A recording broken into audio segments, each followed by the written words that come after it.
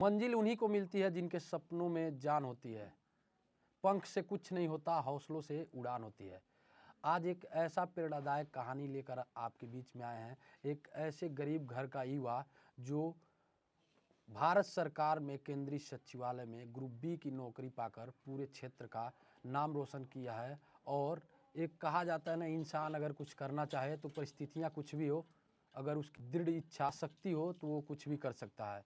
ऐसे में हमारे साथ बातचीत करने के लिए सूरज वर्मा हैं, जो अभी होली के दिन ही रिजल्ट आउट हुआ और जिसके बाद से इनके घर में पूरा खुशी का माहौल है। और लोग देख सकते हैं यहाँ पे खुशी जाहिर करने और मिठाई खिलाने सूरज वर्मा जी को आए हैं। और हम इनसे बात करते हैं, आखिर एक गरीब घर का बच्चा और किसान परिवार से ऐसे बड़े सपने कैसे इन्होंने देखा और किन संघर्षों का सामना करना पड़ा जो आज इस पद पे चयनित हुए। सबसे पहले तो सूरज जी आपका बहुत बहुत बधाई हो और धन्यवाद है। आज जो आपका सपना था उसको पूरा होने में कितनी कठिनाइयों का सामना करना पड़ा और क्या पूरी कहानियाँ रही, ज़रा हमारे दर्शकों को आप बताएं। देखिए, मतलब सबसे पहले तो मेरा चयन हुआ है, उसके लिए चयन हुआ है और आपने मुझे मंच दिया है, मौका दिया है बोलने के लिए, ताकि मेरे किसी भी कहानी से कोई युवा प्रेरित हो तो वो मेरे लिए बहुत ही सौभाग्य की बात होगी। तो उसके लिए आपको बहुत बहुत धन्यवाद। देखिए, मेरा जो है जो प्रारंभिक शिक्षा था मेरे गांव के एक विद्यालय में हुआ। जी। उसके बाद से हम 1-2 क्लास के अध्ययन के लिए हम सिंदुरिया गए। वहाँ से फिर कसमरिया में हमने 10वीं और 12वीं की पढ़ाई पूरी की। उसके बाद से हमने विश्वविद्यालय के एंट्रेंस में भी एग्ज़ाम दिया और वहाँ से निकला। और परिस्थितियाँ ठीक न होने की वजह से मैं बड़े बड़े विश्वविद्यालय जैसे BHU और DU इन सबको मुझे छोड़ना पड़ा अंततः, और जो है सरकारी नौकरी के तैयारी की तरफ मुड़ना पड़ा। और वहाँ हम गए प्रयागराज में, लगभग हमने साल भर ऑफलाइन कोचिंग की। फिर उसके बाद से हमने प्रैक्टिस करी और इस दौरान परीक्षाएं निकली, लेकिन अंततः मेरा चयन नहीं हो पाता था। मेंस में मैं छट जाता था। फिर मैंने अपने जो है तरीक़ों को बदला और जो हमारी कमियां थीं, जहां कमज़ोरी थी, उन सब चीज़ों पे मैंने गहनता से विचार किया और देखा, और धीरे धीरे जो है चीज़ें सुधरी और परिणाम बदले और अंततः मेरा 5वीं मेंस में चयन हो गया। और इस दौरान मुझे साल 3 साल का जो है समय लगा पढ़ाई में। यानी 5 बार आपने इस प्रतिभाग लिया, 5वीं बार आपने सफलता अर्जित किया। ज़रूर, ज़रूर। इस कंपटीशन का क्या नाम रहा? कैसे अगर जो युवा हैं आना चाहते हैं तो इसके बारे में कैसे जानेंगे? जी। देखिए, आजकल जो है अपने देश में कंपटीशन एकदम चरम स्तर पे है। हाँ, हाँ। लेकिन अगर किसी युवा के अंदर जज़्बा है, जुनून है और ये है कि नहीं मैं करूँगा और कर लूँगा, तो निश्चित रूप से उसका चयन होगा। वो उस हिसाब से अपना एफ़र्ट डाले, प्रयास करे, पढ़ाई करे, एक नियमबद्ध तरीके से अपने आप को रखे, डिसिप्लिन में रहें, निश्चित रूप से उसका भी चयन होगा। और मैं यही कहूँगा, धीरज ना खोए और धैर्य बनाए रखें। ये जो चयन आपका हुआ है किस पोस्ट पे हुआ है और क्या विभाग है इसका? देखिए, भारत सरकार में जो है SSC एक संस्था है जो ग्रुप बी की नौकरियों के लिए एग्ज़ाम आयोजित कराती है, जिसको SSC CGL बोलते हैं। ये कई एग्ज़ाम कराता है, लेकिन SSC CGL और SSC MTS भी उन परीक्षाओं में है जिसको मैंने निकाला है। SSC CGL में मुझे ग्रुप बी के पोस्ट पर केंद्रीय सचिवालय में ASO के पद पर चयन हुआ है, असिस्टेंट सेक्शन ऑफिसर जिसको बोलते हैं, सहायक अनुभाग अधिकारी। दिल्ली में हमारी पोस्टिंग होगी और लेवल 7 की यह जॉब है, 4600 ग्रेड पे की ये नौकरी है। अच्छा, तो आपने जो प्रारंभिक शिक्षा अपने गांव से ही किया और उसके बाद आगे की पढ़ाई फिर करने के लिए आपने कहाँ का रास्ता चुना और कैसे अ, इसके बारे में आपको मार्गदर्शन कैसे मिला कि इस क्षेत्र में जाना चाहिए? देखिए, प्रारंभिक शिक्षा हमारा 5वीं तक तो अपने गांव के विद्यालय में हुआ। उसके बाद से मुझे लगा थोड़ा शहर की तरफ चलना चाहिए। ऐसा माना जाता है गांव में आज भी कि अच्छी शिक्षा शहरों की तरफ मिलती है। तो हम यहीं बहुत ज़्यादा दूर तो नहीं जा पाए, लेकिन यहीं सिंदुरिया में एडमिशन हुआ। वहाँ पे हम एक ही क्लास पढ़े, लेकिन उस दौरान मैंने पूरे स्कूल को जो है टॉप करा। लेकिन मेरे सारे साथी क्षेत्र थोड़ा दूसरा बोल के छोड़ दिए विद्यालय, तो मुझे भी अंततः छोड़ना पड़ा।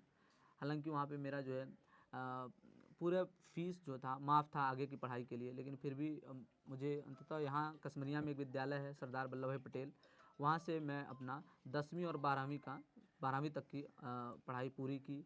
उसके बाद मुझे लगा कि अब जो है अब शहर की तरफ चलना चाहिए और मेरा मकसद था कि बनारस हिंदू विश्वविद्यालय में मैं जो है अपना ग्रेजुएशन की डिग्री लूँ। और भगवान के आशीर्वाद से मेरा ओवरऑल रैंक वहाँ पे 69 था और चयन हो भी गया। मैं 6 महीने का पढ़ाई किया। कोविड का ही दौर था वो, अच्छा। लेकिन परिस्थितियाँ घर की इतनी बिगड़ गईं और आर्थिक रूप से इतने कमज़ोर हो गए कि मुझे जो है विश्वविद्यालय से विश्वविद्यालय की पढ़ाई जारी छोड़नी न पड़ी। रख पाया मैं। उस, और उस, उसके हाँ, बाद उसके बाद फिर मुझे लगा कि अब हो नहीं पाएगा और किसी तरह से थोड़ा-सा गैप लेते हैं, अभी तो पढ़ा नहीं पा रहे हैं घर वाले। तो फिर मैं घर पे आया, पिताजी हमारे रोते थे, लेकिन मुझे पता था कि जब परिस्थिति ठीक नहीं है, पैसे नहीं दे पाएँगे तो मैं फिर कैसे करूँ, इसलिए मैं आ गया घर पे। और रोते थे वो, लेकिन मैं बता नहीं पाता था कि सच्चाई क्या है। फिर मैं कोचिंग वगैरह पढ़ाता था गाँव में बच्चों को, उससे थोड़े बहुत जो सहयोग हो पाते थे होते थे। और यहीं पे मैंने जो है एक अपने ग्रामीण क्षेत्र में एक विश्वविद्यालय है, सिद्धार्थ यूनिवर्सिटी से एफिलिएटेड, वहाँ पे नामांकन लिया और इधर कोचिंग पढ़ाता रहा।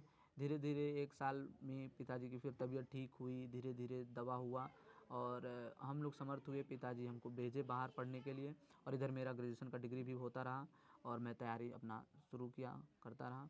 और इस दौरान जो है पढ़ते-पढ़ते साल हुए, 2 साल हुए, 3 साल हुए और चौथे साल के जो है शुरुआती महीनों में मुझे जो है मेरा फाइनल रिजल्ट में 2-2 नौकरियों में सिलेक्शन हो गया, एक एसएससी एमटीएस और एक एसएससी सीजीएल। अच्छा, तो अब आप क्या ज्वाइन करेंगे? एसएससी सीजीएल हाँ, यानी जो वो है देखिए उसका जो है थोड़ा-सा परिवार सम्मान का है। कैसा सहयोग रहा है? आपके परिवार में कौन-कौन लोग हैं? देखिए हमारे पिताजी, हमारे भाई और हमारे परिवार के सभी लोग हैं, जी। जिसमें बहुत ज़्यादा सहयोग रहा हमारे परिवार का, जिसमें सबसे ज़्यादा सहयोग हमारे छोटे भाई और हमारे पिताजी का रहा। ये लोग जो है पूरी मजबूती से मेरे साथ खड़े रहे। जिन भी चीज़ों को मुझे लगा कि ये चीज़ मुझे चाहिए, वो चीज़ ये लोग दिए। हालाँकि समर्थ नहीं थे, लेकिन फिर भी व्यवस्था करके ये लोग मुझे उपलब्ध कराते थे और उन्हीं के सहयोग से आज ये संभव हो पाया है। मेरा भाई इस दौरान अपना जो है पढ़ाई का त्याग भी किया। वो 12वीं तक पढ़ा, पढ़ना वो भी चाहता था, लेकिन घर के हालात ऐसे नहीं थे कि दोनों भाई एक साथ पढ़ पाएँ। एक भाई कोई किसी तरह पढ़ा दें, वही लग रहा था। जी। तो भाई को मेरा जो है अपना पढ़ाई जारी न रखवाना पड़ा और कमाने का रास्ता चुनना पड़ा। तो वो फ़िलहाल इस समय जो है दुबई में हैं और मर्चेंडाइज़ का काम करते हैं। यानी इस जीवन में आपके सबसे बड़ा योगदान अगर रहा है, हुँ, तो आपके छोटे भाई का, जो अपनी हुँ, पढ़ाई को छोड़ के हुँ, आपकी सपनों को पूरा करने के लिए उन्होंने विदेश का रास्ता हुँ। चुना। ज़रूर, ज़रूर। और बाकी साथ में हमारे जो बड़े भाई लोग थे, पिताजी जब उस समय कमज़ोर थे, आर्थिक उतना स्थिति मजबूत नहीं थी, तो भाइयों से भी हमने सहयोग लिया, तो पीछे नहीं थे, हमेशा फ़ोन करने पे जो है आर्थिक सहयोग कर देते थे। बहुत से युवा ऐसे भी हैं आप ही की तरह, मान लीजिए, जिनकी आर्थिक स्थिति कमज़ोर होती है और वो कुछ करना चाहते हैं, लेकिन फिर भी वो टूट जाते हैं। ऐसे में उन युवाओं को आपकी ये जो कहानी है कहीं न कहीं प्रेरणा स्रोत बनेगी। उनको आप क्या कहना चाहेंगे? हम यही कहेंगे टूटना नहीं है भाई, टूटना नहीं है दोस्त। लगे रहना है, मेहनत करते रहना है, चुपचाप रोते रहो, रोने से इंसान मजबूत होता है।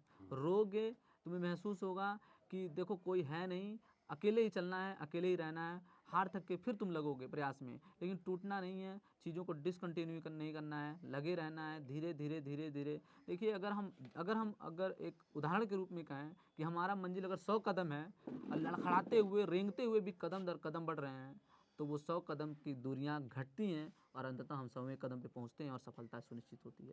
तो धीरज नहीं खोना है और लगे रहना है। ये बताइए, आप जब ये सब तैयारियाँ कर रहे थे, तो क्या इसमें कोचिंग की कितनी महत्वता है? क्या करना नहीं, चाहिए, कैसे करना ज़रूर चाहिए? जी। कोचिंग का भी बहुत बड़ा योगदान था। मैं जब यहाँ से गया तो प्रयागराज में एक सुपर क्लाइमेक्स अकेडमी कोचिंग है। जी। वो वहाँ पे ऑफ़लाइन कक्षाएँ चलती हैं। वहाँ पे मैं कोचिंग जॉइन करा और मैं साल डेढ़ साल पढ़ाई किया। उसके बाद एक ऐसी भी स्थिति आई कि घर से हम लोग गए, नए छात्र थे, तो ये था कि अब चलते हैं, छुट्टी हो गया, त्योहार आया, चलते हैं, परीक्षाएँ आ रही, घर। चलते हैं। तो महीने-महीने का कभी छुट्टी मुझसे मिस हो गया। उस दौरान मेरी कक्षाएँ जो हैं हुँ। पूरी नहीं हो पाई, सिलेबस बहुत अधूरा हुआ।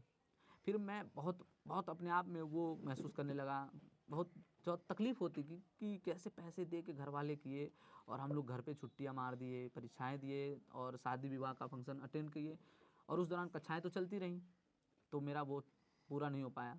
तो फिर किसी तरह से दोस्तों से पैसे लेके घर पे फिर से कहा, थोड़े बहुत इधर से सहयोग करके मैंने फिर से कोचिंग जॉइन करी और उस दौरान मैं सुबह 9 से रात 9 बजे तक की कोचिंग करता था। मेरे मास्टर कहते थे, "क्या सूरज दिन भर पढ़ते रहोगे क्या?" लेकिन हमें ये था कि मुझे सिलेबस ख़त्म करना है, तो मैं पढ़ता था और वहीं दुकान पे ही आस-पास में हम लोग खाते-पीते रहते थे, बिस्किट वगैरह ले लेते थे और जो सुबह में खाना खा के निकलते थे और शाम को खाना खाते जाते थे, जाते थे। और दिन भर कोचिंग में बैठे रहते थे। ये पूरा आपका प्रक्रिया कितने सालों तक का, ये स्ट्रगल का टाइम, पढ़ने का कुल कितना समय आपने बिताया बाहर इसको पाने के लिए? देखिए 3 साल तो लग 3 गया साल मुझे प्रयागराज कंटिन्यू। में, 3 साल लग ही गया पूरा। और बहुत ज़्यादा चरम कंपटीशन है एसएससी में। अभी अभी इस जिसमें मुझे नौकरी लगी है, इसमें आवेदन 37 लाख आवेदन पड़ा था और पोस्ट थे 18,000, जिसमें से 20 लाख बच्चों ने प्री के पेपर दिए और उसमें से मात्र 1,64,67,000 बच्चे जो है चयन हुए मेंस के लिए। और फिर उसमें भी फियर्स कंपटीशन हुआ, 10 से 11 गुना लगभग बच्चे, 10 गुना के आसपास बच्चे चयन हुए मेंस के लिए। एक सीट पे 10 दावेदार थे, तो कंपटीशन बहुत तगड़ा था। और पीछे की असफलताएं जो कई बार मेंस में 1-2 क्वेश्चन से न हो पाना। अभी 2023 में मुझे जो है कट ऑफ 301 नंबर गया था, मेरा 298 था और एक क्वेश्चन 3 मार्क्स का होता है, तो सिर्फ एक क्वेश्चन की वजह से मेरा चयन नहीं हो पाया। और हालांकि वैकेंसी थोड़ी कम थी, लेकिन हाँ ये है निरंतर वैकेंसी आती गई, कम ही ज़्यादा आती रही। तो मैं एफर्ट बहुत बढ़ाया, अपनी कमियों पे काम किया। हम लोग यूपी बोर्ड के छात्र थे, अंग्रेजी बहुत बड़ा बाधा था भाई। और हमारे परीक्षा में अंग्रेजी का समझिए वो मास्टर शेयर था, उसका सबसे बड़ा शेयर अंग्रेजी का ही था। तो एक आती है एशिया के सबसे टफेस्ट न्यूज़पेपर द हिंदू, और मैंने टॉपर्स को देखा और फिर मैं द हिंदू को पढ़ना शुरू किया। और 1.5 साल, क्योंकि एक जुनून ये भी था अपने मन में रहता था कि इतनी पढ़ाई करने के बाद अगर हम एक अंग्रेजी पेपर को पढ़ नहीं पा रहे हैं, समझ नहीं पा रहे हैं, तो गांव में अगर कोई कागज़ आएगा सरकारी तो कैसे पढ़ेंगे, कैसे समझाएंगे? समाज कहेगा कितना पढ़ लो बाबू, यो नया होता तो वो भी मकसद था कि नहीं, इस एशिया का सबसे टफेस्ट न्यूज़पेपर है द हिंदू, मैंने उसको पढ़ना शुरू किया। जो उसमें वोकैब्स आते थे, नए नए वोकैब्स आते थे, उनको मैं लिखता गया, समझता गया, लिखता गया, समझता गया। ये साइकिल चलती रही लगातार। मैं डेली 1.5-2 घंटे पढ़ता था, अपनी रुचि की खबरें पढ़ता था, पॉलिटिक्स और आईआर से रिलेटेड, इंटरनेशनल रिलेशन। तो और अंग्रेजी की समझ बढ़ती गई और उसने बहुत मदद किया। और अंग्रेजी में मेरे जो है 95% से ज़्यादा मार्क्स रहे। क्या रैंक रहे इस परिणाम के आपके पूरे? इसमें देखिए मेरी ओवरऑल रैंक 591 रही सीजीएल में। और अगर हम विषयवार रूप से बताएं कि अंकों का क्या मुझे मतलब फ़ायदा मिला, तो गणित में मैं 30 में जो है प्रोविज़नल आंसर की में 29 मेरा सही था, और रीजनिंग में 30 में 29 सही था, और अंग्रेज़ी में 45 क्वेश्चंस में 43 क्वेश्चन सही था। जीएस में थोड़ा सा हम लोग मार खा गए, क्योंकि एसएससी के बच्चों का जीएस ठीक नहीं हो पाता। वो एक ऊट पटांग ही जीएस पूछता है एसएससी में, उसको किस्मत के भरोसे माना जाता है उसमें। लेकिन फिर भी मेहनत करा, प्रीवियस ईयर उसमें भी लगाया। एक परमार सर हैं यूट्यूब पे, बहुत अच्छा पढ़ाते, PYQ सीरीज़ चलाते हैं, तो उसमें मैं 19 क्वेश्चन जीएस में अटेम्प्ट किया था, 13 मेरे सही थे उसमें। और मुझे लगता है जो फाइनल आंसर की होती है, जो बच्चे रेज किए थे प्रोविजनल आंसर की में, क्वेश्चन रेज होते हैं कि कमीशन को दिखाते हैं कि नहीं ये क्वेश्चन का आंसर ये होता है, तो उसमें भी मुझे लगता है 2-3 क्वेश्चन में फ़ायदा हुआ है, क्योंकि जो क्वेश्चन गलत मेरे हुए थे उन्हीं को रेज किए थे बच्चों ने, तो उसमें मेरा लग रहा वो सही हो गया है, तो मार्क्स मेरे और बढ़े हैं। सूरज जी अब आगे क्या करेंगे, या ये नौकरी पाकर शिफ्ट रहेंगे, या आगे भी कुछ इससे नहीं बड़ा करने की सोच नहीं, रहे आगे हैं? एकदम बढ़ते रहना है। और प्रयास रहेगा कि अब एक बार सिविल सर्विस की तरफ जाया जाए। मकसद तो वही था, लेकिन आजकल प्रतियोगिता इतनी चरम पे है कि, और उस प्रतियोगी परीक्षा की तैयारी के लिए फ़ीस इतनी हाइक हो चुकी है कि वो अफोर्ड नहीं कर पाते हम, अब तो इसीलिए आय हमने का इसको एक चुना था। स्रोत हो गया, अब कहीं ना कहीं अब आगे और आप बेहतर कुछ और करेंगे, यानी कोशिश कर सकेंगे, क्योंकि अफोर्ड करने की अब क्षमताएं बढ़ गई हैं। तो अब परिवार से भी हम बात कर लेते हैं, आपके पिताजी से। भाई साहब आपके बगल में बैठे हैं, आपके भाई साहब भी काफ़ी आपकी चर्चाएं करते थे, क्योंकि आपके भाई साहब हमारे पुराने मित्र हैं। क्या लग रहा है? बहुत अच्छा लग रहा है। क्या महसूस कर रहे हैं भाई साहब? आपके भाई आज तो जिस सपने को वो देख रहे थे, आज एक वो होली के एक दिन पहले क्या, होली की रात की ही बात है। जी जिस दिन होलिका दहन थी उसी की रात फ़ोन आया था भाई का कि 11:45 बजे है। उसके बाद से खुशियाँ इतनी बढ़ी कि रात में नींद नहीं आई। इतनी खुशियाँ तो मुझे लग रहा है कि मेरे जीवन में कभी नहीं आई थी, कि जिसको लोग चैलेंज कर रहे थे कि परिणाम आना दूसरी बात है और त्याग करना दूसरी बात है। जिस तरीके से भाई ने त्याग किया, उस हिसाब से कंडीशन बहुत जैसा अच्छा। रहा घर का, अगर उस स्थिति में देखा जाए तो लोग सोचते हैं कमाना खाना किसी तरह घर को सेट करना, लेकिन ऐसे में अगर इन्होंने यहाँ तक पढ़ाई की और सभी चीज़ों को देखकर, ये कहीं ना कहीं बहुत बड़ा आत्मबल की ज़रूरत होती है। ज़रूर मतलब अपने आप में ये था कि कुछ ना कुछ करना है, परिवार का सहयोग रहा। हालांकि समय बढ़ रहा तो घर से भी हाँ। प्रेशर आता था, लेकिन सहयोग उन लोगों का पूरा था और मेहनत जारी रखे हम, दोस्तों का सहयोग रहा और आज परिणाम ये है, खुशियाँ हैं, सब लोग खुश हैं। अच्छा, आइए हम इनके अब पिताजी से भी बात कर लेते हैं। क्या चलिए आते हैं। आ जाइए, आप इधर आ जाइए जी। क्या महसूस कर रहे हैं बेटा, आज आपका एक अफसर बन गया? जिंदगी में सबसे बड़ी खुशी मिला है मुझे। वहाँ वहाँ ऐसी जगह जहाँ सचिवालय में हम लोग जाने के लिए सोचेंगे, एंट्री भी नहीं होती है, जी जी ऐसे जगह पे आपके बच्चे ने हम्म, नौकरी पाई है जी और ऐसे टॉप कंपटीशन में जी। क्या कहना चाहेंगे? क्या संघर्ष रही ऐसे में, कैसे आप यहाँ तक इनको पहुँचाने देखिए के हम लिए क्या क्या करना पड़ा? सबसे बड़ी बात इनकी माँ के सहयोग है, जी उसके साथ साथ हम पिता हैं, हम हमारा भी पूर्ण सहयोग है। इनके बड़े भैया हैं, मामा जी हैं, यानी सबके सहयोग से हमारे बेटे यहाँ तक पहुँचे हैं। क्या लगा इतने दिनों तक जो आपने, आपकी तबीयत भी बता रहे हैं कि ख़राब था, बीच में पैरालाइज हो गए थे आप, जिसके कारण बड़ी दिक्कतें आई? दिक्कत आई लेकिन फिर भी हम हिम्मत नहीं हारे, हाँ, हौसला देते रहे लड़के को। अगल बगल वाले गांव वाले नात हित रिश्तेदार क्या कहा करते थे जब ऐसी कंडीशन होती है? तो लोग सोचते हैं कि क्या का पढ़ावे भेजले, माने कुछ काम हम करावे के चाहें। जब स्थिति खराब बा, अगर आप किसी से अपेक्षा करते हैं तो वो लोग आपको राय थोपने लगते हैं। हाँ, जो भी इस बात को बोलते थे, हाँ। हम इस बात को स्वीकार नहीं करते थे। सीधा हमारे मन में वही था कि हमारा बच्चा अंत तक पढ़े, कुछ करके दिखाए। यानी आपका भी जज्बा था कि जी एक कुछ बने, जी। कोई अगर उस कुछ ला- कह रहा है तो हाँ, इग्नोर कर दीजिए। उस लायक था लड़का हमारा। चलिए माता जी से भी जान लेते हैं, क्योंकि सबसे बड़ा खुशी अगर किसी को होता है तो अगर किसी का संतान अगर कहीं पहुंच जाता है तो उसको सबसे खुशी होती है। क्या कहना चाहेंगे? आज बच्चा, आपके बच्चे का रिजल्ट आया और ऑफिसर बन गए हैं। अब हाँ, बस सबसे बड़हन उहे खुशी हमके बा कि हमार तमन्ना पूरा हो गई, हमार बच्चा मनु वहाँ चौंक गए। ऐसने कंडीशन में लोग तो नहीं सोचल चाहेला। ना सोचल रहन, लेकिन भगवान हमके सहायता कैले हैं। अच्छा, हाँ, अकिल ऊ दिहले हैं। मिठाई उठाई बटल कि नहीं मोहल्ला अभी गाँव नहीं में? बटल बा। बटी अब? हाँ बटी, बाबू हमर पाजी हैं, हाँ। उथी तब हम बटवाई। अच्छा, हाँ, तो और नाथ हित रिश्तेदार अपने सबके का कहल चाह, सबकर का सहयोग रहल है? कैसन सबकर सहयोग मिलल बा? आशीर्वाद है, सबकर आशीर्वाद लगल हवे। हाँ, बबुआ खमरे।